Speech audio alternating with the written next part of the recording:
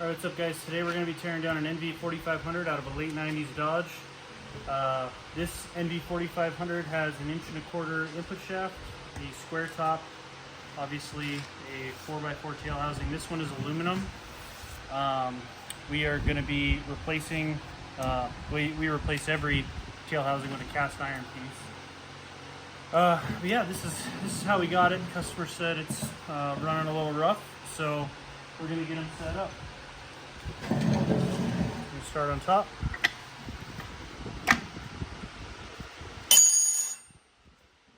Sorry if that was loud. The fan's going to be running. It was 102 degrees today. Hopefully you guys understand.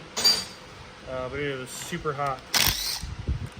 So it's still lingering in the shop.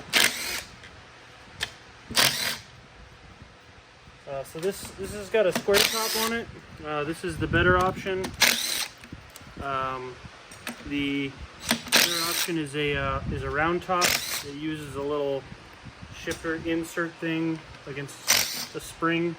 I really don't like those. Those have a much wider set of gates and a much larger pattern. Doesn't shift as well. So I always upgrade them to this. I can rebuild your round tops into square tops and convert them, and I can supply shifters and everything as well. Really tightens it up, makes the shift nice. So we're gonna pop the top here. See what we're dealing with. Transmission's really dirty. Sorry about my air compressor kicking on there. So we're gonna start by inspecting. Woo! This thing smells like some old gear oil. All these shift ports look pretty good. Really minimal wear. You want to check and make sure you don't have any gouging or scoring. This one's actually pretty nice. We run it through the parts washer and make sure it works out good. So yeah, I'm not seeing anything jumping out in it. It's really terrible, except for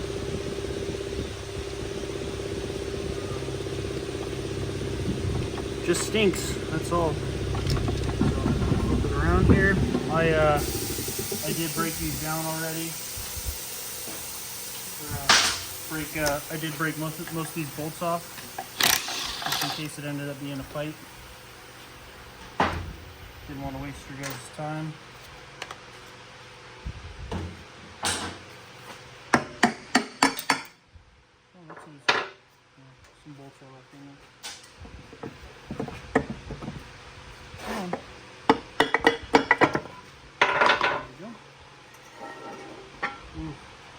Get a load of that fluid. Super brown and grimy. It's no bueno.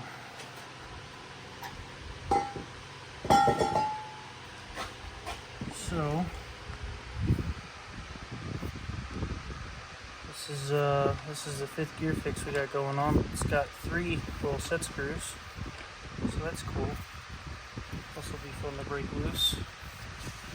Does appear to have an OEM style shaft. It's threaded on the end there because they used to be a press fit.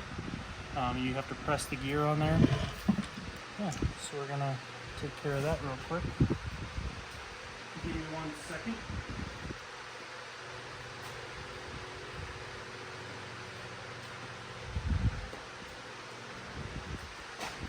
So these guys right here can be real stubborn. Oh, this one's going to be pretty gentle. They're pretty cooperative.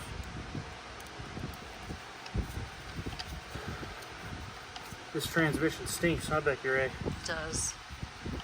Not my favorite smell. It smells terrible. This has been running like some hypoid gear oil, like that you put in your differential. It's a no-go. So we only tell guys to run MT85. If you get a transmission rebuilt by us or purchased from us outright, to maintain your warranty, you have to run Redline MT85. That's what we found to be our favorite, the most universally accepted as amongst the different types of synchros is the best. Let's get those out. The MT85 is really OEM fluid. It's kind of expensive, but it's well worth it.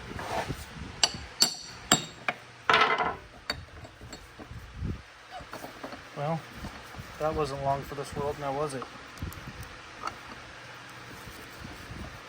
Took one tap of a hammer. Knock that loose.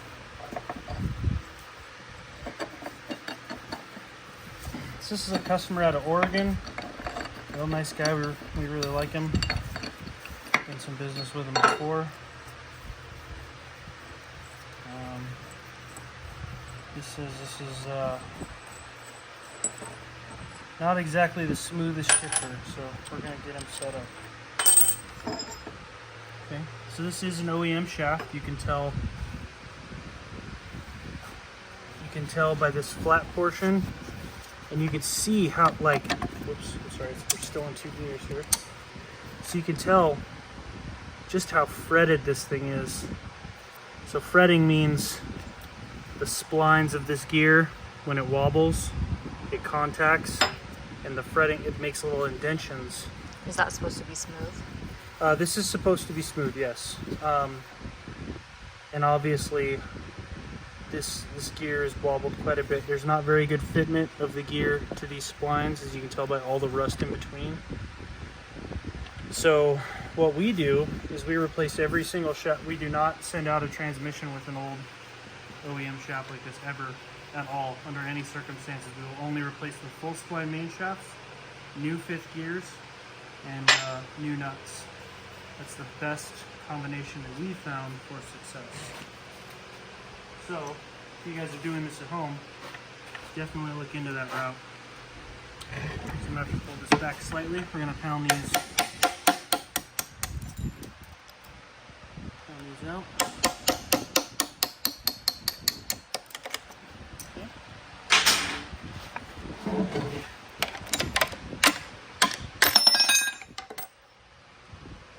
Inspect our slider here. Our slider looks really good, actually. Look how sharp these teeth are. This is an excellent shape slider. Like, really happy to see that. That generally means the clutch cone is good too. So we're gonna check and make sure. You know, we're gonna see a lot of wear here, but there's nothing that you can grab. Really like it. It's a good fork. If yours is screwed up, these are only like $20. It's not a big deal. So this has the old style retaining ring on it. I can pull off. Oops. So we're going to check out our clutch cone here. Our clutch cone looks really good too.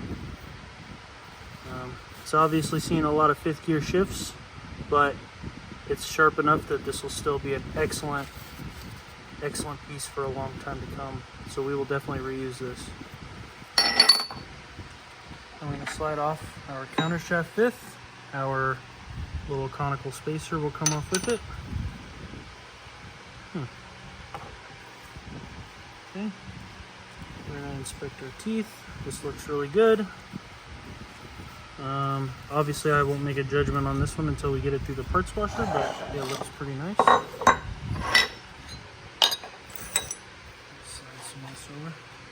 So this synchronizer here, this is typical of all the remanufactured units. You can see it just kind of gets really flat after a while.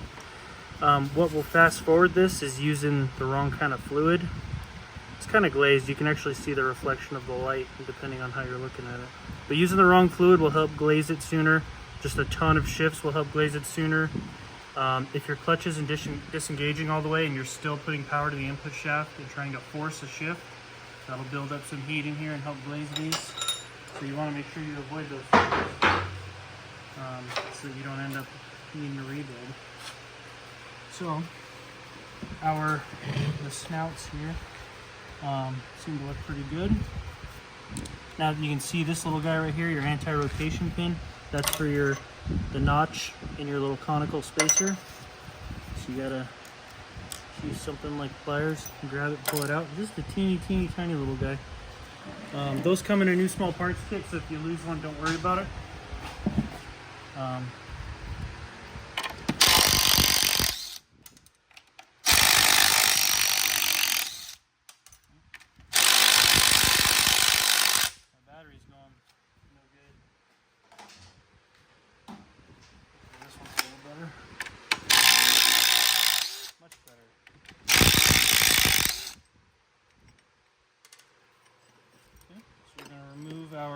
retaining plate here. You're going to see a shim, usually at least one. This one's got a stack to get it in the right tolerance. Kind of wiggle the shaft and this race will come off. So take note of what brand you've got here. So these are Timken USA. These are the best bearings. These are what come factory. If you're doing this at home, not a professional kind of build, if you take it apart and you find your bearings are in great shape, it's not bad to reuse a set of Timkens. I replace every set of bearings, obviously. But you know, for the home builder, it's not a big deal. Sometimes that bearing will come loose, but looks like this one is not going to. Yeah, Timkens are great. If you see something that says Koyo, Nachi, NTM, whatever, that means that's an indication that your transmission has been rebuilt at some point. That's what all the standard aftermarket rebuild kits consist of. Something to take note here. So these bolts with the separate washers from the head, these are for both the top cover and the rear retaining plates. You're supposed to replace these bolts for the retaining plates per the manual. We don't find that to be entirely necessary. The ones that are different, you'll find 4 that are a flanged head, and those are for the intake or the input bearing retainer. So make sure you use those in the right place.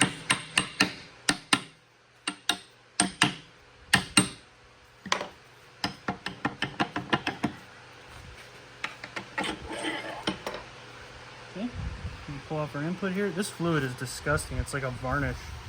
It smells horrible. Our input seal still looks intact.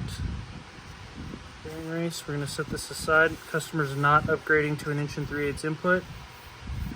So as long as this is smooth and no gouges and your throwout can ride on it smoothly, we're going to reuse that. This one looks great. I'm going to set it aside here. Okay. Now you can pull out your input shaft along with your input shaft bearing there. This fluid is just awful. Change your fluid, guys. This is not lifetime fluid. This input looks really good, so you want to check for your teeth. This is always driving, no matter what gear you're in except for 5th, this is always driving power through your counter shaft. So it's important that you get a good input. These aren't that expensive. If you got a chipped tooth, just replace it.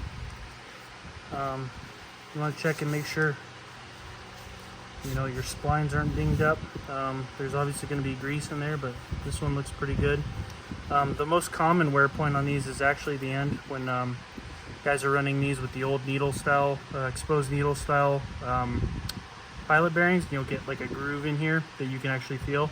This one's nice and smooth, so we're going to reuse this. If it's grooved, you need to replace it.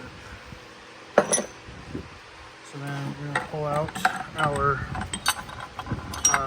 4th gear clutch cone, which is right here. So the factory ones, at least most of them, I don't know of a gear split. I haven't found anything particular. You'll see that somebody that's looking at this might think it's worn on an angle and it's really bad and needs replacement. But this is actually how they came from the OEM for a long time. As long as the peaks are nice and sharp, like this one's in great shape, and the face of the synchronizer friction surface, where the friction surface touches, as long as that's smooth, this is good. You really want to try to reuse your OEM ones, especially with an OEM shaft, because the fit is so much more superior between these. There's hardly any movement at all. With an aftermarket one, you'll get a little bit more movement. They're still solid and they're still strong, but what it'll cause is kind of like a groaning sound in low RPM in 4th gear. So to avoid that, good OEM components that fit tightly are the best choice. So I'm gonna pull out our 4th gear synchro. This one's also a little bit glazed. We're obviously going to be discarding those. We'll not be reusing them. You have a little pancake washer here, and that sucker is stuck on there pretty good.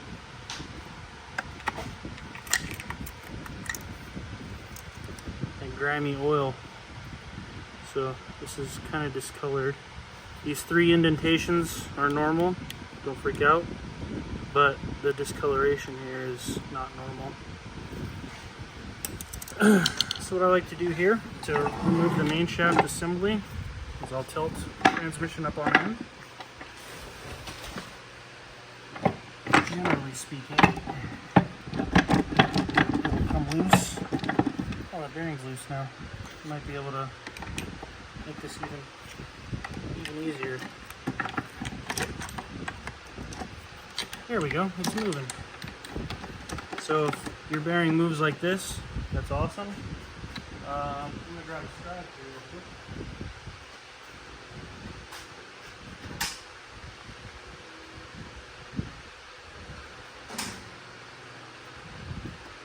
Yes, I'm working in shorts and flip-flops. It is way too hot.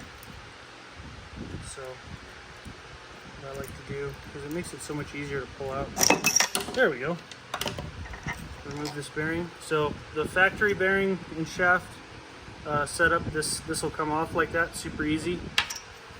It does make it easier to remove the shaft. Sometimes it's much easier. So if you can do that, always take the time. See, now it just kind of falls off, or falls out, excuse me. Okay. So before we pull our counter shaft, we're just gonna go down this line. So this is your reverse washer. There's a pretty similar looking washer inside that is for third gear, and you could tell that this is for reverse because it has rounded corners, rounded for reverse. This one's a little bit grooved if you can't tell. You know, we're gonna replace this one for sure. And there's a groove on this inside here that shouldn't be there. There should be one solid, smooth, flat. Oh, there's a gouge there. Looks like something was spinning and getting caught. So we'll obviously replace this, which will likely mean, yep, our reverse gear. Come on, you. This fluid is like glue.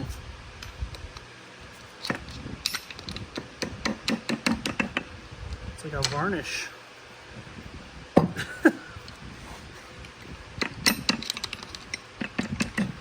Come on. This should be a smooth. Good Lord. This should just fall off. This one obviously does not want to.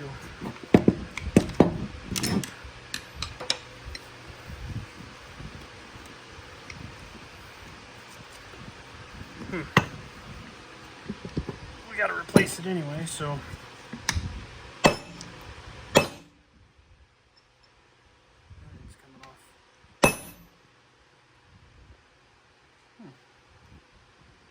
This is interesting.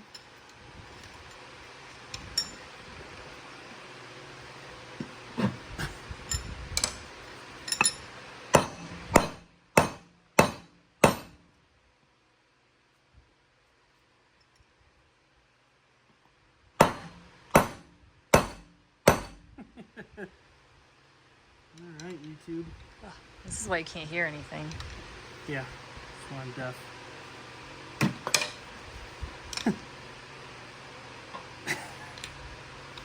Alright, well, this is a new issue.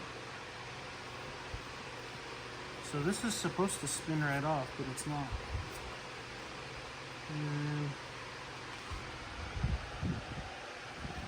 So this is bearing mounted.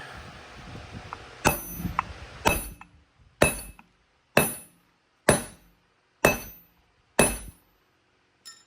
Brookie. It's okay. Huh, so it's moving. Looks like we're moving our little, so there's a little spacer here. So that's kind of loose.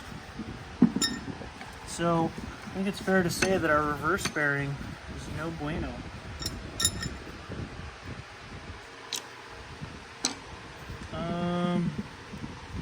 Let's see here.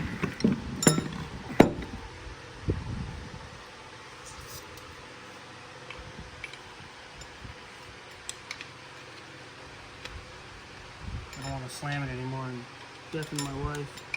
Yeah, that's She'll be okay. in the permanent doghouse. Then I don't have to listen to your shit anymore. Beep. Demonetized.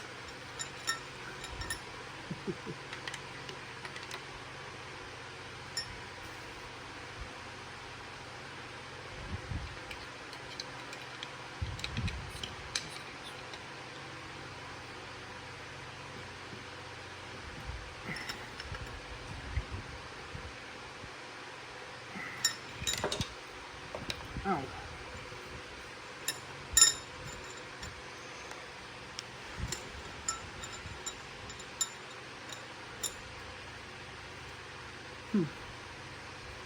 Well, this gear is damaged. Does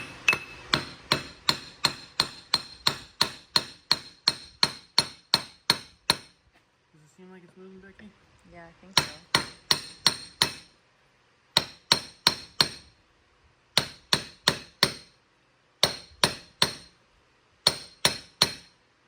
It does seem like it's moving. Can't believe I'm hammering on a gear for a YouTube video. This is not common. Here we go. Alright, let's take a look at why that happened. So here's your reverse synchro. Super glazed. Oh, it's shiny. So here's your little spacer. Spacer's a bit deformed, but that looks like it might have been from me prying against it. I think this might have got hot.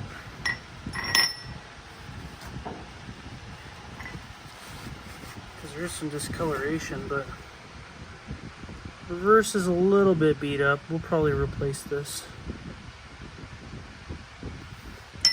Definitely replacing the reverse gear itself. So they're just beating it with a hammer. It seems to move in and out pretty easily. But I had noticed that we needed to replace this early from the get-go because there's some deep scoring here. As you can tell, and I can feel this.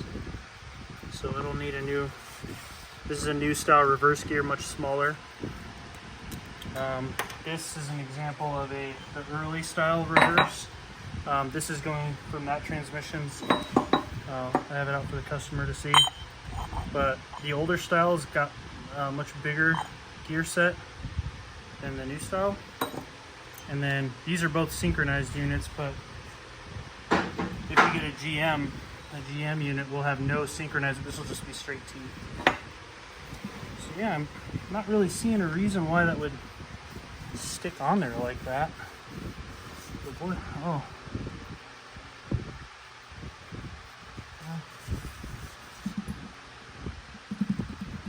Yeah, that was bad.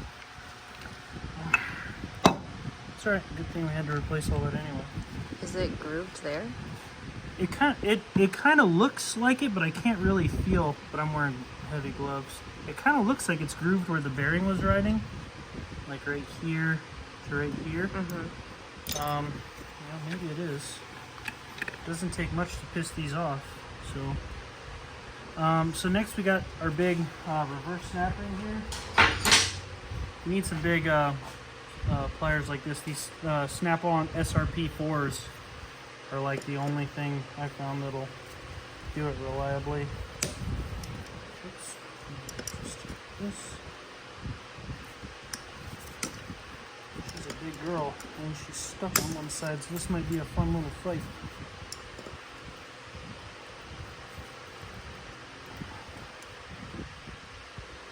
Oh, yeah, she sees in there good over here.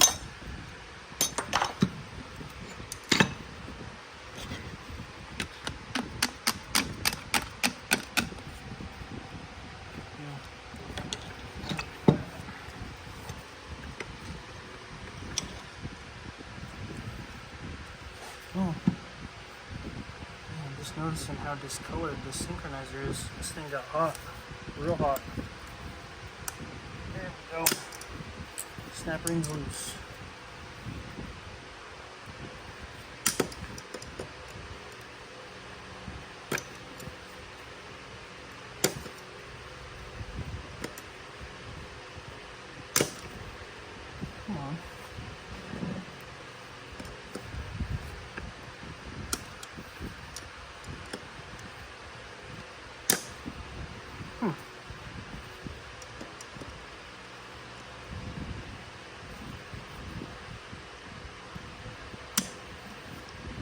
It's like only one side's coming loose. Sometimes that happens. Really makes for a pain in the butt when it comes to tear down. It's not super smooth all the time.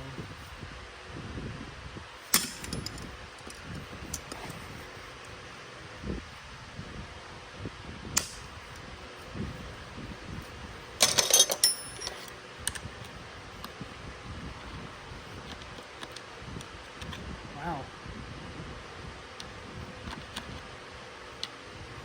Something in this kind of screwed up. Trying to knock this loose.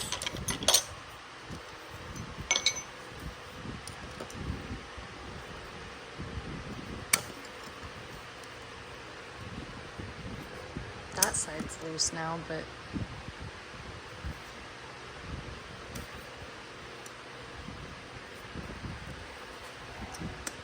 This is why nobody does manuals anymore. It's a pain in the butt.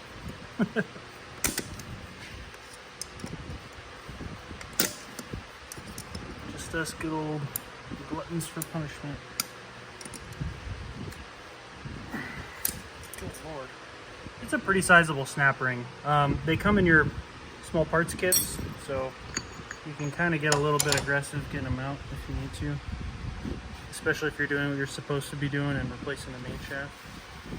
Yeah, so there was definitely a severe amount of heat in reverse for some reason. Look how discolored this is. So it wouldn't surprise me if, you know, that shaft, that bearing, even the gear itself, from all that heat, got warm and warped. As you can see, like we looked at this side earlier, but it's even present over here. There's deep grooving. So these all need to be replaced. This, I'll probably do a slide or two. So that all needs to get replaced. And then rounded for reverse, we need that replaced. So, but getting down here to first gear, and it looks like that made it out just fine. And see, the peaks are nice and sharp. This is what we like to see. This is good gear. We're going to reuse this one, at least so far. Pull off the bearing. Okay, and now I really like these Wild Tool. They're available on Amazon. They're USA made. They're really narrow, so they make it really easy to get these out. So this is your inner synchronizer ring. This looks good, at least initially, nice and smooth. This is your old style synchronizer with the 3 little stripes. They don't make them like this anymore. They're just like a regular standard woven fiber. So here's your outer blocker ring. Looks really good. Okay, so now we can remove the, oops, all slimy from this gross, disgusting, stinky fluid. Okay, we take off our 1-2 hub. Check to make sure you don't have any crazy wear anywhere. So the teeth on this one look excellent. We'll be reusing that. Oh, looks like we got our outer synchronizer. Not ready for you yet. Looks like the teeth for second gear are also really good. Yeah, that's great. So these are the ones that most guys have the most difficulty with, getting the keys and springs on. If you take this apart and you have an early model that has the little keys that go in, there'll be little holes in here. You can just leave those out and remove them. Don't put them back in. They don't serve a purpose.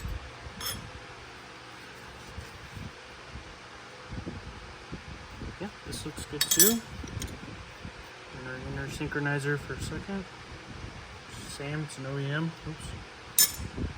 And then, oh, you can remove this one. So we're on the other side of the hub now. Usually I take this off from the other side, but whatever, it doesn't matter. Here's our inner. Again, it looks really good, so that's awesome. Okay, so to our 3/4 hub. Keys can go everywhere, it doesn't matter. They're available new for very cheap. The 3/4/5 reverse and then the 1/2, they're just a couple bucks. Always replace them. So the teeth are excellent on this. Yeah, we'll reuse this hub or this slider. Excuse me. So sometimes these will come off by hand. This one's not going to. So what we're going to have to do is head over to our press. After I hang on. So what I like to do is I use our big giant clamp here, and I'll put it under third gear, under the teeth on third gear, and then it takes very little pressure from the press to take this off. Very little pressure for a 55-ton press, I should say. Okay, so we'll head over there.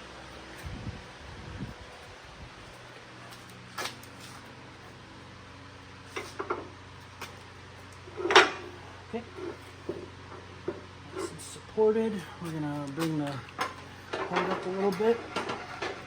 You know, one of these days, I'm gonna be fully prepared for a YouTube video. And I'm gonna have everything prepped, including this set to the right height. But today is not that day.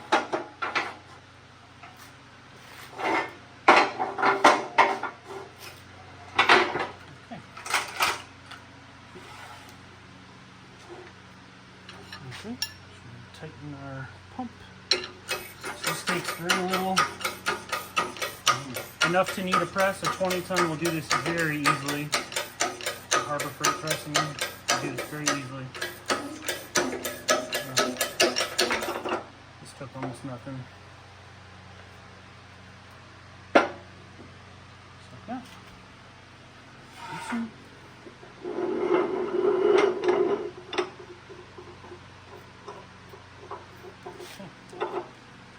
Back over here.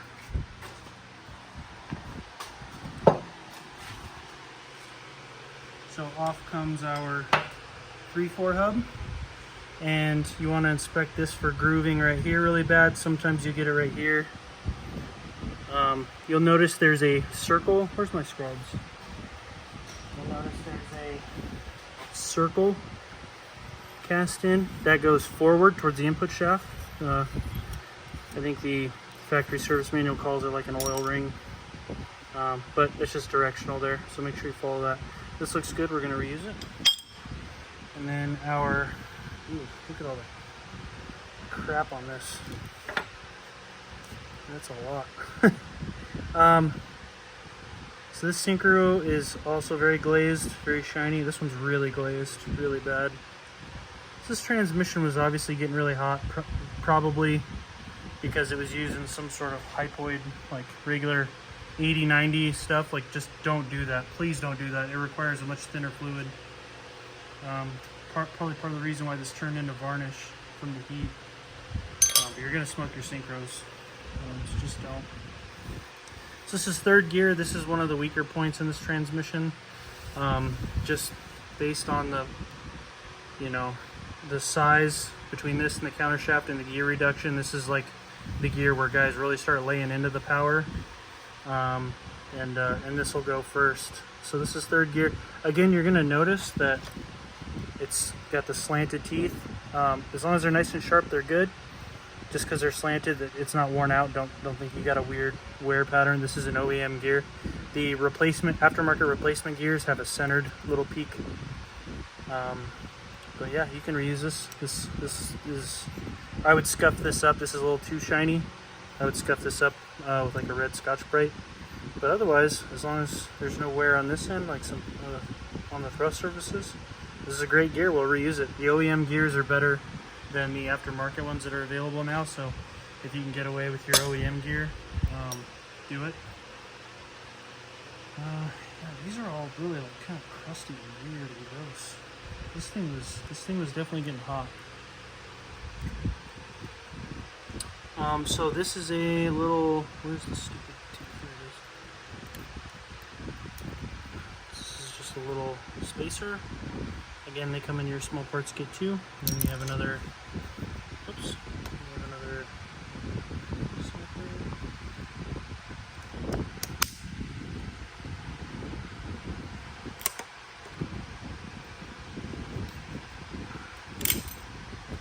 go.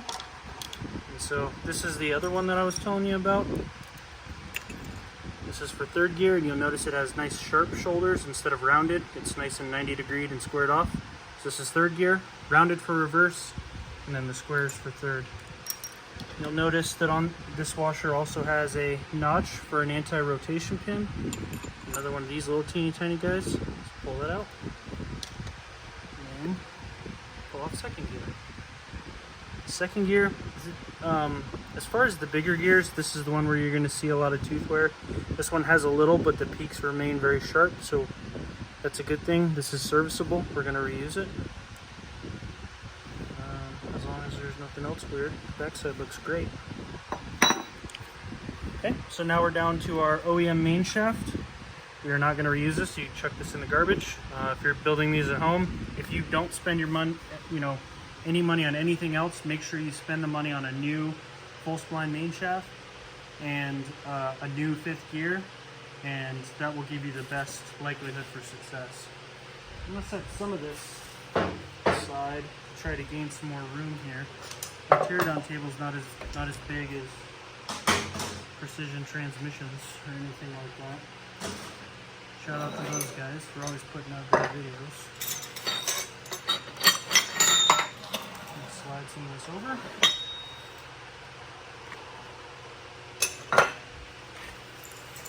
This is some gross fluid. Okay, so now we're going to move to our counter shaft removal. Another. Hopefully this guy made it out.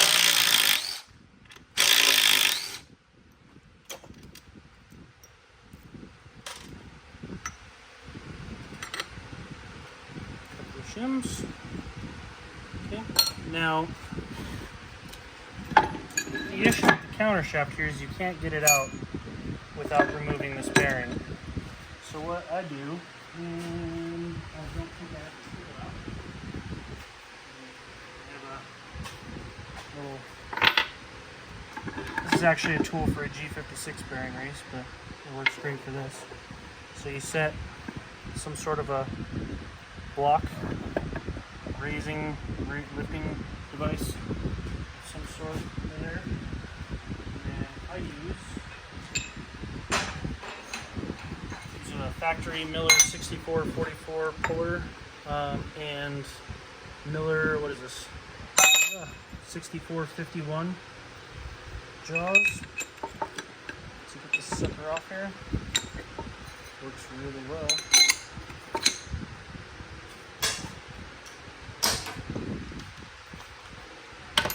Battery deck.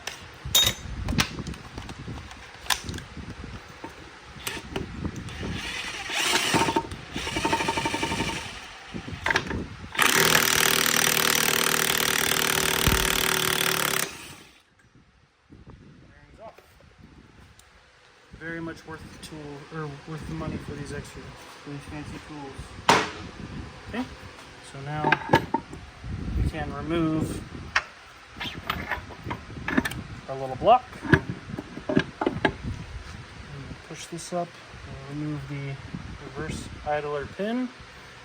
This is a new style. You can tell because it's a narrow idler. If it was an old style, it'd be like this wide, a little bit more than twice as wide, I think.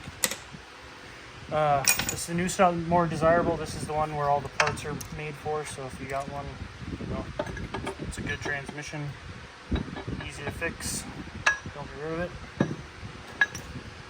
So now we've got our counter shaft out. Slimy counter shaft. This is all one piece. Some of them are modular, some of the older ones. This is all one piece. These parts are all affordable. You can get one of these for like under $200 for for the new style counter shaft. So if you've got a broken tooth, try to do your best to replace it. Do your best to be diligent and replace everything that needs replacing, I should say. So this one's got some fretting.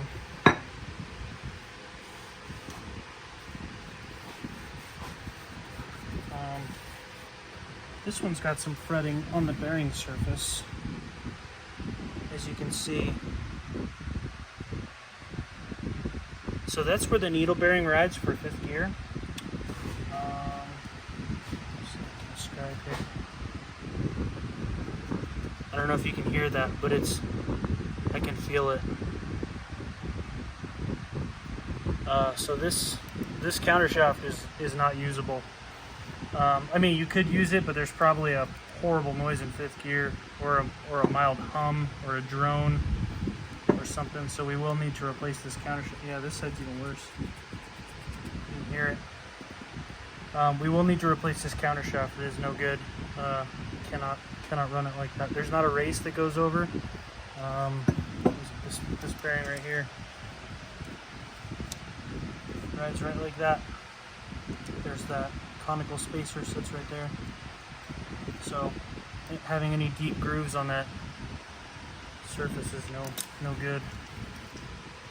Okay, so that sucks, but not a terribly huge deal. So now you have your case left. We will typically leave the 5th gear fork and slider arm and slider here. We typically leave that on. We will remove the PTO covers. We'll remove the plug.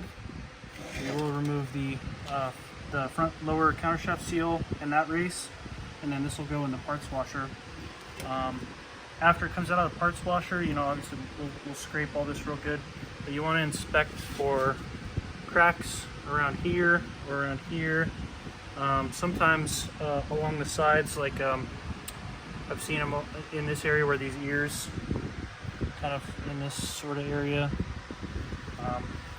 because you know in some places this case gets kind of thin, and guys are throwing a ton of power at these things, and case flexion and all that kind of stuff will happen.